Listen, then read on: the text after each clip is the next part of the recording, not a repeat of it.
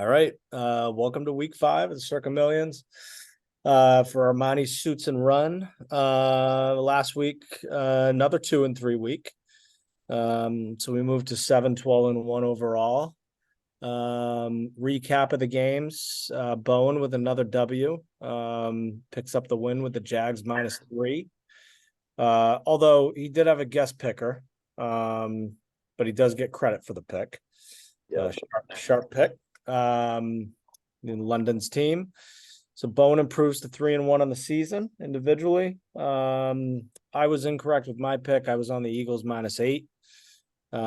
They somehow managed to go to overtime with the team that just lost to the Bears by 20. Kiernan lost his pick. He was on the Saints -3.5. We once again lost the Sunday night game. We're 0-4. Wow. With Sunday night. Not good. We did get fucked with Mahomes choosing to slide in and take a knee. But we had the Chiefs -9.5. They obviously didn't cover. But picked up a huge win. Big W on Monday night. That's the third time we've kind of come up clutch on Monday night. Salvaged the week. We improved to 2-1-1. We had the Seahawks as a pick 'em over the Giants. Yeah. Quick before we get into the picks in the order, and I'm probably gonna have to go put a pacifier back in Albert's mouth in a second. Just a quick thing. I saw a tweet a few minutes ago. Public week 5 NFL sides. These are teams 70% of the bets at DraftKings Sportsbook. Dolphins 89% of the bets, -11. The Bills have 85% at -5. Texans 76% of the tickets. Chiefs and 49ers 74%. Ravens 73% of the tickets, and then the Commanders, which obviously was not good. And the Jets and the Lions all have 72% of the bet slips right now. So there's something to be mindful of as we're going through our picks.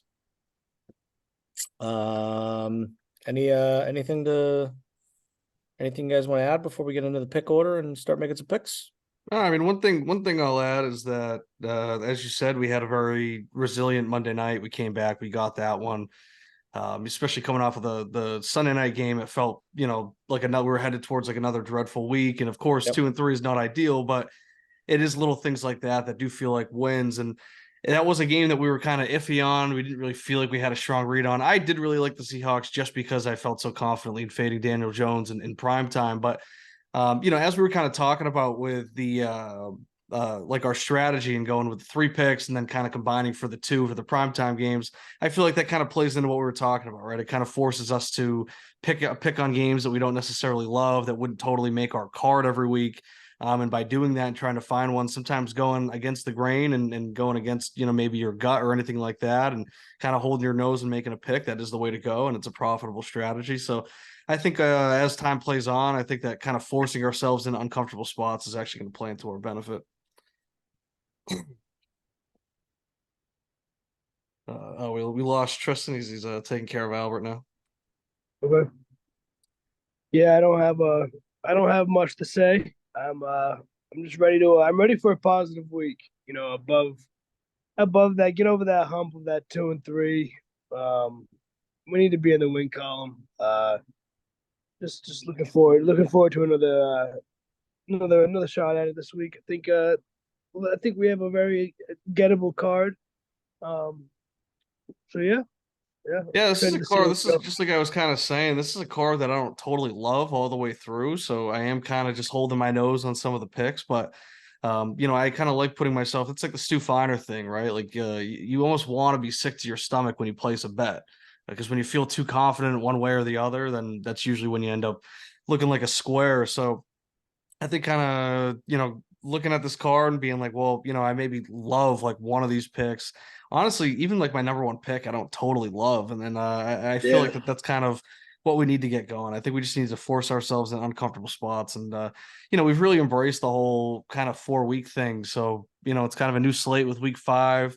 We can try again. It's 0-0. Everybody's 0-0. If we can come out with a strong week, go 4-1, finally get that 5-0, then I think that we can really turn the morale around and maybe be competitive for that 1 month stretch and try and take home some of that jackpot as well.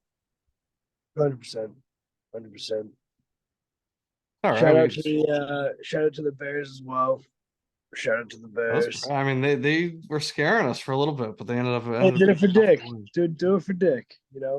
All right. Yeah, I mean, it's like I was saying in the group chat. Like, I didn't really love a side, in that game until Dick Butkus died, and then all of a sudden it just became a no brainer. Like, because then it all just kind of clicks with you. It's like, well, everybody's talking about Eberflus getting fired if they lose. I just feel like everybody was so confident in the Commanders, who like are they're just like an average team. So once the public gets really confident in a side like that, you just have to go against them, and especially that they were playing for Dick Butkus, it's like a no brainer. Plus, watching Howell, I mean, he is entertaining and he can be pretty electric, but he looks a lot like Baker Mayfield, honestly, when he's out there. He's like rookie season Baker Mayfield when he came in. He's a thick dude. He's just like a little stout, thick dude. Yeah, like literally, he just looks like it's exactly like when Baker came in to replace Tyrod Taylor, and he had like that electric start to his rookie season. It's like it looks like I'm just watching that all over again, but. I mean, maybe he's like the baller that Baker was supposed to be. Like maybe he's just the one. Like maybe he's just gonna play like that and not fall off because he is pretty entertaining. Like I mean, even on that 2-point conversion where he's getting sacked and he just got it into like his left hand and just like pushed it out into the end zone. I mean, doing stuff like that always makes for entertaining football. Yeah, I feel like it's with Howell. I mean, if the enemy is the next guy in there as the head coach. And if he believes in him like that, I mean, he's got, as good of a chance as anybody. That offense can definitely move the ball. So, yeah, I don't know. He's a solid player. Yeah. All right. Should we get to the wheel? Get into it. Let's do it. All right. So we now have 5 slices each. As we've said, we'll do one slice for each week that we're in. So, All right. All right. Here we go. All right, Bowen leads it off. All right, I'm going as KB had kind of said earlier to lead the show. A little bit interesting of a card this week. Some big numbers. I'm gonna go Lions. I'm gonna go Lions -10. I think the Panthers. I think it could get a little bit worse before it gets any better there. I don't think Bryce Young and that team is as bad as maybe they've shown early on in the season, but I don't think this particular week coming up is the week they really start to turn it around or really show any improvement. I think they do go down before they have moments of getting better. Lions are a really, really good team. They don't seem like they really play with their food too much. They're really just a possess the ball kind of team. Last week they gave the ball to David Montgomery like 40 times, and just kind of beat the shit out of the Packers. I just think the Lions are just a much, much, much better team. I know it's a big number, but I think they could easily clear that and just hold off. And their defense is real stout. Aiden Hutchinson, game ruiner. I don't know if Bryce Young is able to really stare Aiden Hutchinson down and make the throws that he would need to throw to put up any garbage time points and really get past that number. So Lions -10. That's the pick. Yeah, that was what actually when I was skimming through the lines yesterday, that was one of the first picks that I had kind of circled. Just mentally when I'm looking ahead, kind of like what lines stick out to me. It ended up being 4th on my card, so it didn't make my top 3, but it is my top 5. I will be using it in our pools, the Chose Wisely pool, Zach. Yeah, at first, like I was maybe thinking, like, why was I so quick to rush to it? That's something that always kind of worries me when it's like knee jerk, like I like this pick, but sometimes the square pick is the right pick, right? And as you said, the Lions, they don't seem to play with their food a bunch. I like that we're getting the Lions at home. When I was first looking, it was -9.5. Now it's up to -10, in the Circa. But either way, I do think that we're going to have, I do think that we're looking at like a 14+ point win. I do think that this could be a total blowout.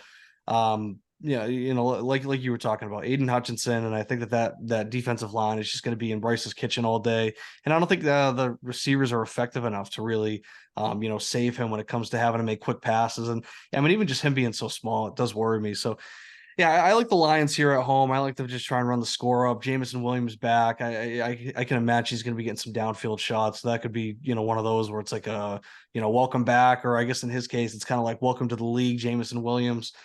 So I like the Lions vibes getting Williams back earlier than anticipated. So yeah, I like them to come out and cover the big number. Yeah, I like the pick. I think Carolina's another team horrible against the run.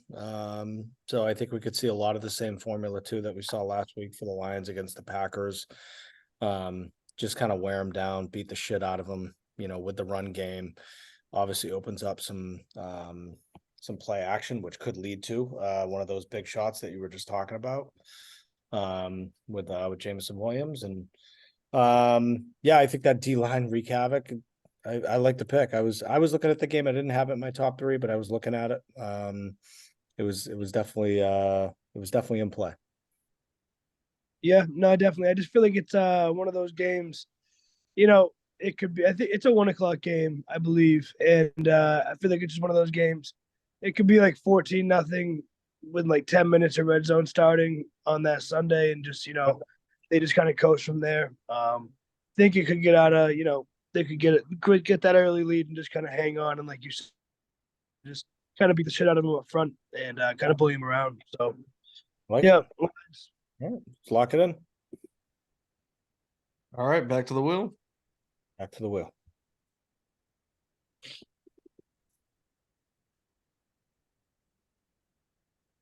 Oh, I think it's Tristan. Yep, Tristan.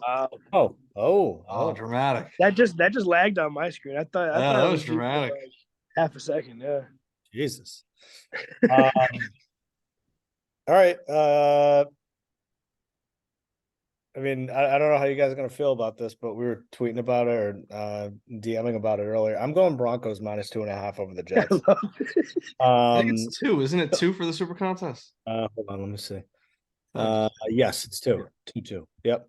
Doesn't change the pick. I like the fact everyone's on the Jets. I think, Broncos are obviously coming off that huge comeback win over the Bears. I think that, does give them a lot of momentum. A little bit of maybe a revenge game for last year's loss. I think that was very unexpected. Jets went in, won against them last year. I also see the Jets like this to me is a perfect letdown spot for the Jets.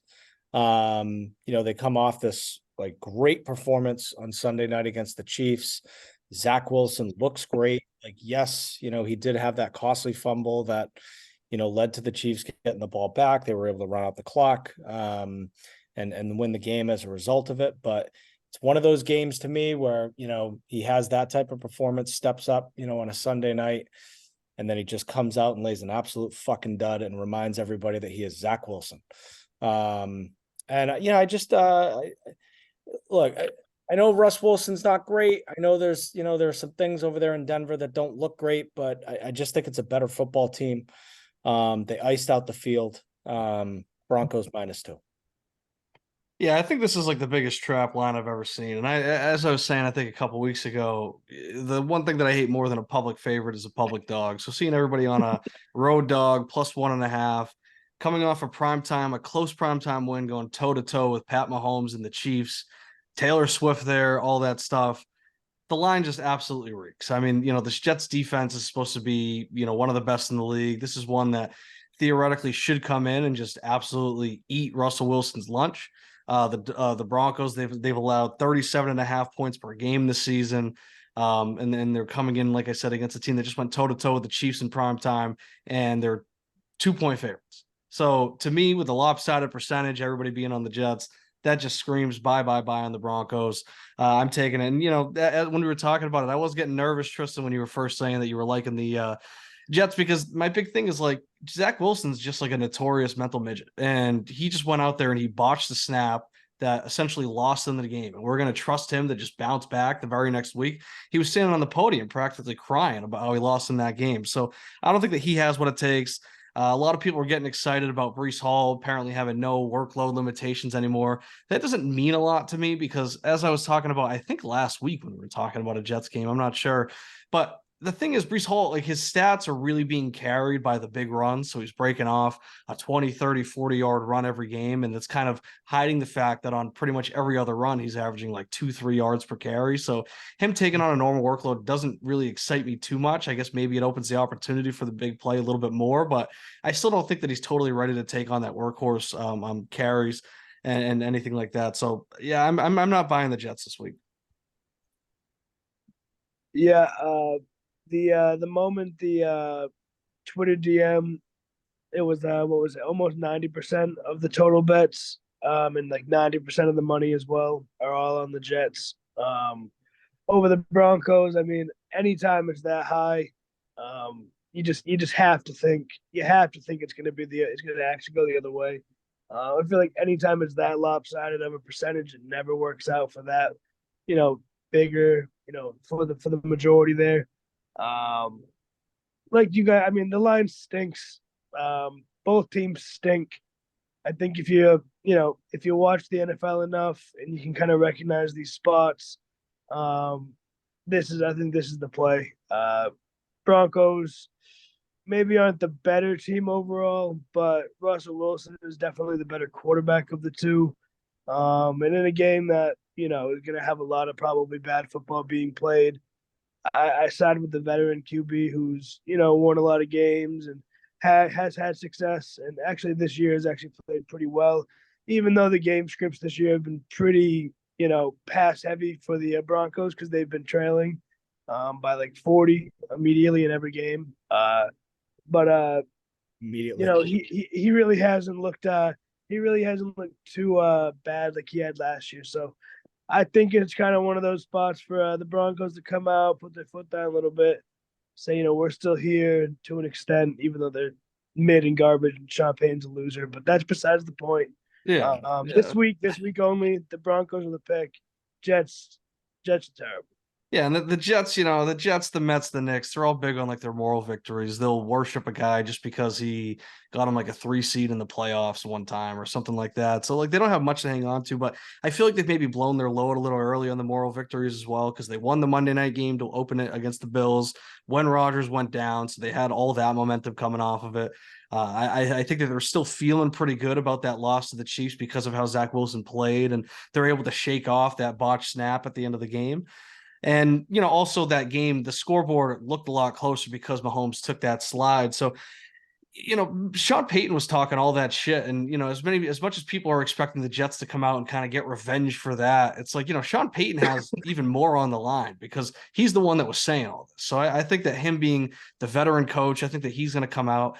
I saw Nathaniel Hackett talking about how much it means to him to go back to Denver and get a win there. I mean, it's like I was talking to when Rodgers first went down. It's like we went from Rodgers basically running the offense and Nathaniel Hackett just setting things up for him to now he has to start calling a good offensive plan for Zach Wilson. And that's like the blind leading the blind there. So I think that maybe the Jets could be a little too emotional coming into Denver and maybe too focused on, getting back at Sean Payton for what he said. And I think the Broncos might come in, be all business and take care of it. It's the Nathaniel Hackett reverse revenge game. Yeah, I mean, it's like seriously, like we're really gonna trust that guy to sharp. get revenge. Like that's super sharp. Good find. All right. All right. Let's give it one more spin. Let's see how this goes.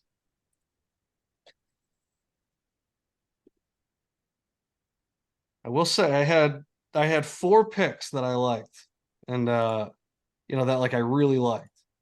2 of them are gone. So that does make this a little tough, but my number 1 pick is still on the board. So I will stick with that. I'm going to stick with London's team. I'm going to go with the Jags here. They've been there. They've been out there for, a full week now, or I guess more than that, because they would have gotten there earlier for last Sunday's game. So they've gotten situated. I know they do have to travel to a different stadium, but, I'm sure that 1-hour bus ride is a lot better than the Bills having to take that plane all the way across the pond. So I do think that this could be a little bit of a letdown spot, or maybe just a take it easy spot for the Bills. They obviously lost that week 1 game, but then they've come out and they've dominated to win 3 straight. I feel like they can view this one a little bit more as like a vacation, go out to England, enjoy the sights, really enjoy the food, enjoy the culture, all that. And don't worry too much about the football game. I think the Jags are going to be better suited to play this game. Like I said, they've been out there. They're going to be better rested. The Bills, they have kind of a soft schedule coming back from that. So I think that this is going to be treated as a little bit of a bye for them. Can maybe catch them sleepwalking, especially with I don't really know how jet lag works, but I'm assuming they'll be a little more tired from their travel. So I'm going to stick with the Jags here, +5, I believe, is the official line for the Circa Million. I've always said too, I hate the 5-point favorite. I think that's like the stinkiest line you can get as a favorite. So I'm going to stick with the underdogs here. London's team, I think they can pull off the cover and maybe even the outright win. Yeah, the line smells just horrendous on that game. I had my eyes on that game. It didn't really crack my top 3 or 4. But it was definitely a game that I put some thought into. I think also that's one of those games where the tickets are heavily on the other side. And could totally see just kind of, with that line, the Jags hanging around, making it a really good game. I think the Jags, like I had talked about last week, are a little bit better than people maybe are giving them credit for it with a slow start. Mm-hmm. I like the pick. It's a sharp play. Yeah, this was my third pick. I had Jacksonville as well. I think same points you made, Kieran. They've been out there. Buffalo's coming off this, huge win that they obviously big game they had to get up for against Miami. I think that was a statement win.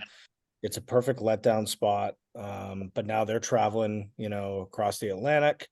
Jacksonville's been there. They're waiting for them, and I think it's an opportunity. It's a statement game for Jacksonville now.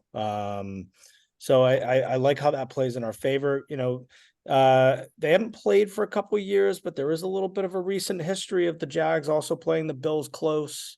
Tyrod Taylor did, or no, that might have been the other way around. I think this was Josh Allen, 2021, 9-6, when Josh Allen picked off Josh Allen like 8 times. Yeah, that's right. That also knocked me out of Survivor. Still very upset about that, as you could probably tell.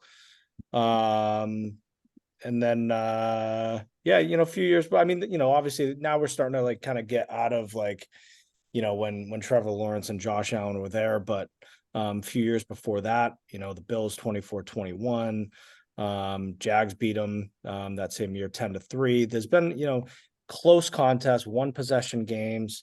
I like the history there. I think it's a big statement opportunity for the Jags. So I think it's a good pick. I was right. Yeah, it was that 10-3 game. Tyrod Taylor was the quarterback for the Bills. They lost 10-3. Yeah. Yep. Who was Bortles? Yep, Bortles is the quarterback for Jacksonville. Classic. Working construction now. Yeah. Oh yeah, that must have been the year. Yeah, that was the year that they played the Pats, because that was 2018. So that's when I was still at college. Yeah. All right. So first 3 picks are in. We got the Lions -10 over the Panthers.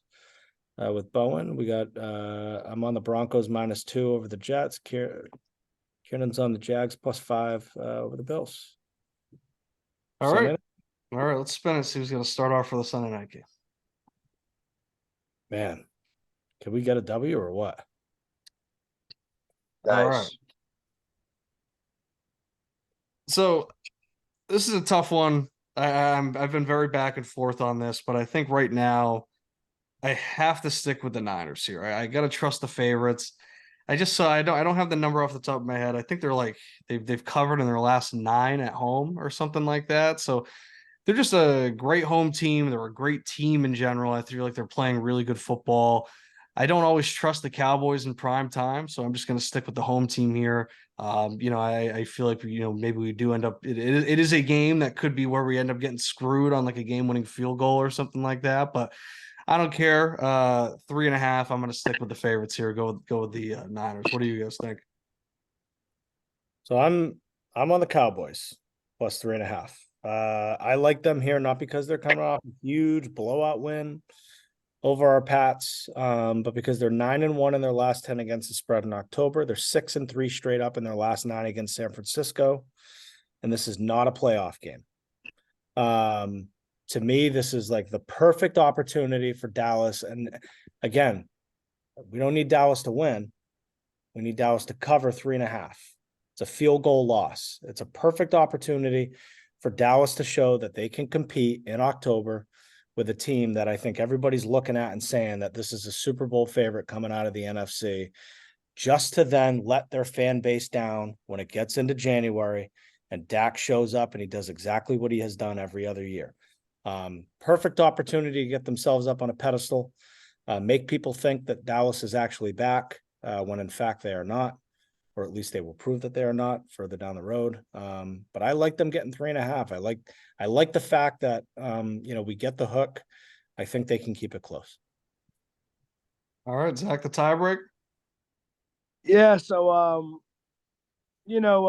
just initially running through it, looking at the game prior to the pod, I mean, I'm a big Niners guy. Some of that has to do with my main dynasty league. I have Brock Purdy, Brandon Ayuk, and I might be a little biased there. The Cowboys do or have this year given up a lot of rushing yards per game. I think it's like 110 a game, which makes me a little nervous for them. Maybe I mean, McCaffrey's been running everybody out of the gym religiously all year. He's just been getting whatever he wants. But like like Tristan had said, this isn't a playoff game. This game probably means more a little bit to the Cowboys. I don't think the Cowboys are really that serious this year in the playoffs. But I could see them really getting up for this game. I do think they win outright, just in a general sense. The 3.5, definitely a nice little cushion to have. But for whatever reason, I just see the Cowboys coming out really want it. I know Mike is a little banged up going into it. I think he's questionable. He's been like limited practice all week. But yeah, I just see them coming out with a fire. The Niners, even though they're rolling, I think they get into a dogfight. Debo's not 100%. He's been kind of wishy washy in practice. And Brock, I love Brock. I'm a Brock believer, but I think at some point he has to lose a regular season game. He has yet to do so, and I think this kind of the timing of it all and the team he's facing, it's a tough matchup, and it just feels right. Hey, all right. I guess we'll have to see. It does make me nervous. We're talking about motivation. I do think that the Niners do have some motivation to keep it going. Like you said, Zach, they've never lost with Purdy.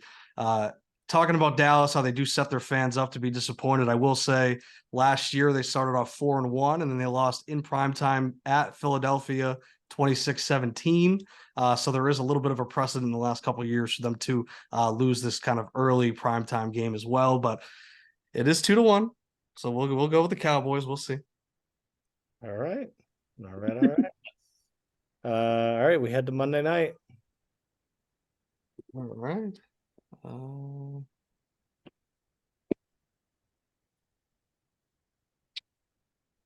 right. Let's see who we got. All right, Zach, start us off. What is the line on Circa? I'm trying to One. Packers are the 1 point favorites. This is a gross one. Yeah, this is a gross one. I don't really understand the line much. But having said that, I'm just gonna throw Raiders out there. I don't really understand the line, and that's kind of what intrigues me. I don't have much to back it. Raiders at home against a young quarterback, primetime game. I know they haven't done much to inspire people with their offense and their offensive line and defense. They haven't really put a full game together on both sides of the ball, which worries me. But give me the Raiders. -1. I'm on the Raiders as well.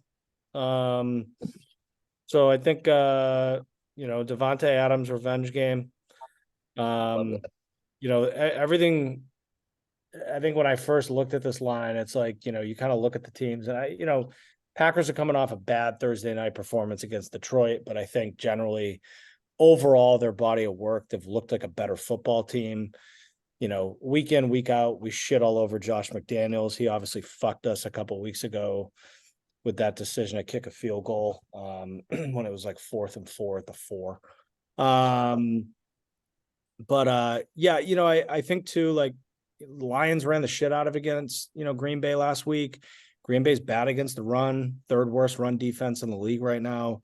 The Raiders aren't much better, but there's actually a 20-yard per game difference between the two teams in terms of rushing yards given up. I feel like Josh Jacobs is starting to heat up. Feels like got off to a little bit of a slow start. Obviously didn't have, probably a full camp, but I feel like he's starting to come into it. Feels like this could be, one of those games where they really establish the run with him. And then, that kind of opens things up for the pass game with play action. I think that's where Davante Adams can really chew him up. So I like the Raiders here at home. They're kind of desperate for a win too. They need it. Davante Adams is going around saying he's tired of losing. He's not here to lose. Jacobs was saying the same thing. He was saying it comes down to 5-6 plays a game every week, and we never make those 5-6 plays. And I think him and Davante may just take it into their own hands. I know Jacobs has a crazy target share. Davante has a crazy target share this year. I think Jacobs plays 80% of their running back snaps. So the good players have the ball in their hands on that team. It's just a matter of their defense, making a play or two, and their line blocking. So we'll see. KB, what do you got?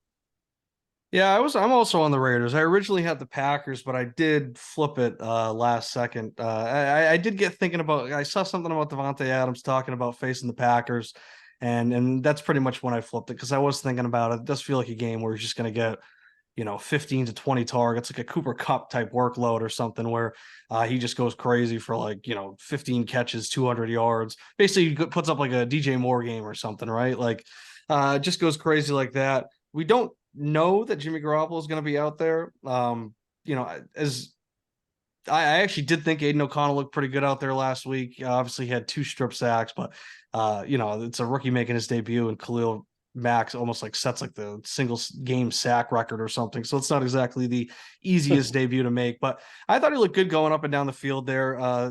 There was a report from Jeremy Fowler saying that Davante Adams is a big believer in Aiden O'Connell as well. So regardless of who plays, I do feel pretty comfortable. I mean, Aiden O'Connell's a guy that goes out there and just throws it to who's open. So if that's Davante Adams is going to get the ball. So I trust either quarterback in there to make the right throws, get it to their playmakers, whether that's Adams or Jacobs. And I think it's just, the older veteran team at home against a younger Packers team, on the road who are still trying to figure out exactly what their identity is. So yeah, the line kind of stinks to me. I think it's way too small. I feel like it's one of those you look at, you say the Packers are only 1-point favorites.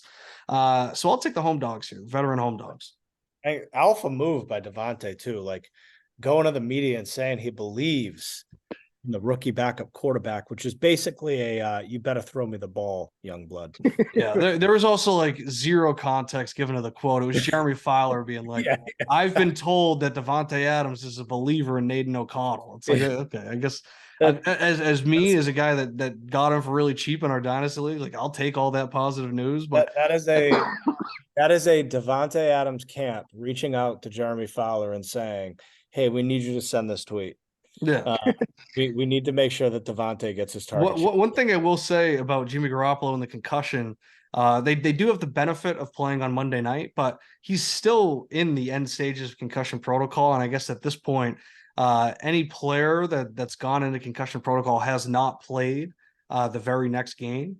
So Josh McDaniels, he does seem hopeful about it, but that's just, how coaches talk anyways. And he's Yeah, not going to be like, oh, it's not looking good for him. So of course he's going to be out there saying like, oh, he's going to be out there. He's going to be out there. They do have the extra day to rest him up. So that could play into their benefit, but I don't think it's a lock that he plays this week. But either way, like I said, I actually liked how Aiden O'Connell looked. Obviously it was a little rough for a first start, but I do think he can go out there and he can make the right plays. And I mean, Jordan Love, he's been like a crazy playmaker. They've made a bunch of these great comebacks early in the season, but he's still going out there throwing like 50% from the field. And, he's just making the big plays. So I think they can come out here and the veteran team can just kind of smother the younger team and put them in their place. Mm-hmm. I like it. Right. Well, we have 5 picks. Yeah, 3 dogs. I got a question.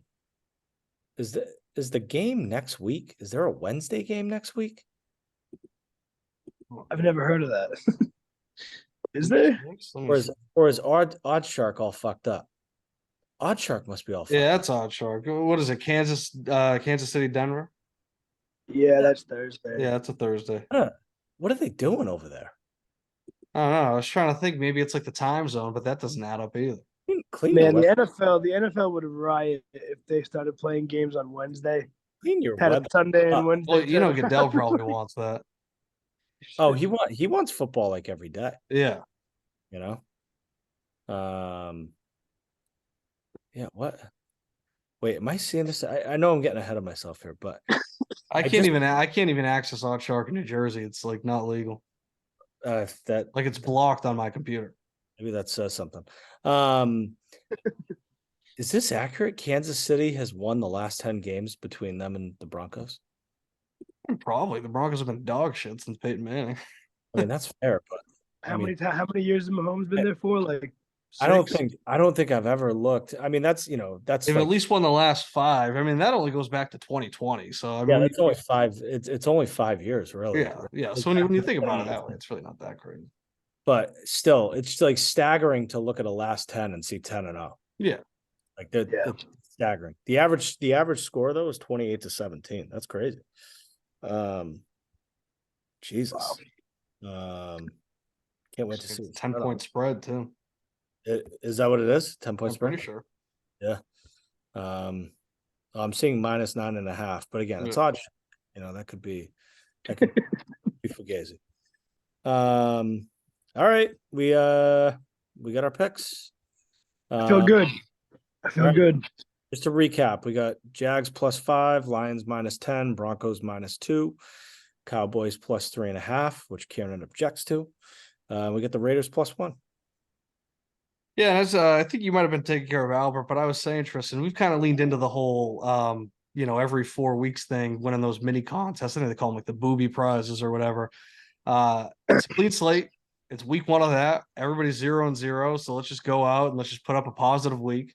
Hopefully it's a 4-1. Hopefully it's a 5-0. We can put up a big number like that and really get off to a good start there and try and compete there. But at the same time, it's still early in the season. So, we can go on a quick run here. Even if we don't win that 4-week prize, we could still be in the running for that and really make up some serious ground What was in the overall contest. What was the outright first? 17-3? 17. 17-3. Listen, that's not that crazy. Yeah, so I mean that can kind of, for that being like the first 4-week prize, that can kind of be our goal. Like, let's just try and minimize our losses. Let's try and keep it to 1 loss a week at a maximum, and then just play like that. Like the goal really needs to be 4-1, 5-0, and we need to start stringing those together if we don't want to be out too early. Look, we go 5-0 this week. We're 12-12-1. Yeah, playing 500 ball. That's all it takes. It's like golf. You're one great shot from being back in the hole. Yeah, that's what this is. So let's hit a great shot. All right. Let's do it. I'm gonna put them in. Kieran, can you put my little parlay in there? Yeah, I got the parlay in there. Can you? All right, and let's go Akshay Bhatia and Cam Champ. Akshay Bhatia. That's who you got this week going? I got Bhatia, Cam Champ, Mackenzie Hughes, and I was texting with Kieran earlier. So I wanted to bet Sam Bennett, who's the amateur. Ooh, I like Sam Bennett. He went wild at the Masters last year. Yep. But I texted Sam Stevens. Like I don't even know why. Like there's no logic to it. Like for I don't even know who Sam Stevens is. I didn't know who he was either. I'm like, like, I'm looking at his page today and I'm like, who the fuck is this guy? And like I bet on him. And then when I realized that I had done it, he was playing his first hole of the day. He hits a 90-yard approach shot, sticks it to 8 feet. And I'm like, oh fuck, maybe this is one of those things where like I'm gonna have a great story to tell. And then he misses the 8-foot birdie putt. And I'm like, this is not useless. Yeah, this is not gonna be a great story. Did you guys see the tweet that I had at Trill Withers? It's been getting, some action this afternoon. Hold on. Let me see. So there's a lot of dating discourse going on. It was a lot of talking about who pays what for the date, all that stuff. How much should you order? How many drinks should you get? How many entrees should you get? All that bullshit. So I replied to one of his tweets saying, trying this on all future dates. And it was like an old post from like 2016 where, long story short, this, cheap asshole puts 5 single dollar bills on the edge of the table and then he puts like a knife over it, says nothing to the server. And then that's like her tip. So anytime that she fucks something up, you take $1 away. And like you said, quickly they find out what's going on. So Trill Withers, he actually tweeted it twice. He tweeted it once and came back saying, I'm still laughing at this. A lot of people were good sports about it, talking about how like Trill Withers said, he's like, they definitely ran his pork chop under somebody's car tire, shit like that. Somebody was saying, oh, he probably drank a gallon of spit that night, all that stuff. There are some people that genuinely think that I am the one that is doing this, that is performing this act. Yeah. So there are people that are angry tweeting at me like I'm like some cheap asshole. This was a joke from Third Rock from the Sun 25 years ago. Yeah, it's like, okay, well, I'm actually just reposting somebody else's Facebook. This is a joke from Facebook 7 years ago. How does that sound, dickhead? Yeah. Or and somebody else quote. I bet you see George from Seinfeld as an inspirational character. Well, actually. So then I replied to that. I go, yep. And then somebody else, Comrade Ross, so some communist, goes, ain't no way you have a job. I go, I'm retired. Because has enough money to retire, but still tipping $5 on a first date. Things really adding up. First of all, in the post, it literally says like went out with the wife, so it's not a first date. Second of all, it's not me, so like fucking relax. Yeah. Oh my god. People get too worked up online. I'm hoping that I can make it onto the Trill Withers show tomorrow. I hope they talk about my tweet. I did make it onto Bailey Carlin's timeline. He retweeted Trill Withers' tweet, so. Cursed timeline. Cursed timeline. That's awesome. Wait, is Trill Withers? He's not with Barstool anymore, right? He was though. No, he left because Dave rapped the N-word. So. Oh, he actually left. He was gonna stick it. I think he was gonna stick it out, and then they recorded that. Now it's gonna get extremely real podcast. And they titled it that without really running it by him, and it was Willie Colon, Black Brandon. Ebony. Ebony. All the stars made an appearance on that podcast, but it was all the black employees that were, just talking about, kind of talking through what has been going on. Because it was at the height of the George Floyd stuff as well. So they were talking about that. Then they were talking about the videos that came out of Portnoy rapping the N-word and all that stuff. And then they put that out. And I think that was really the straw that broke the camel's back. I think he was going to actually try and just like stick it out and weather the storm. But yeah, having that happen and then all the heat that he got from that, he just ended up leaving. Wait, Ebony is still there. Yeah, she's like actually she just works the front desk. Oh, okay. Yeah. Unbelievable though. And she has an OnlyFans. Oh no shit. That I guess is like insane. Oh, I bet. I can imagine. I'm pretty sure she was at one of my parties in college. Like I'm like, she's from the Bronx. And it was like the year that she got hired at Barstool. We have a party at our apartment. And I just look, and it's like a group of Bronx locals were there, and I was like, I'm so sure that's Ebony, but yeah. Maybe I'm just confusing her with somebody else. All right. All right. Good picks. See you guys later. 5-0. Yep. 5-0. All right, let's get it. All right, later.